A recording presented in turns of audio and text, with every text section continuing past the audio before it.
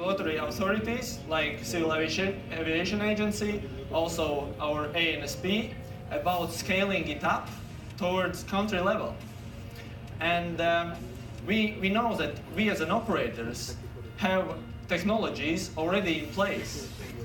We have base stations, we have frequencies, we have possibilities in future to identify drones remotely by using, for example, SIM cards.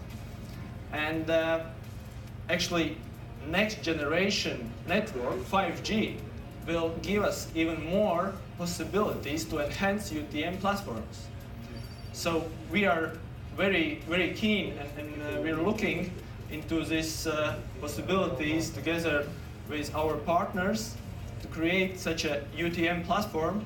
And actually this summer we plan to have a first pilot case in our country where we introduced all airspace users to UTM platform, and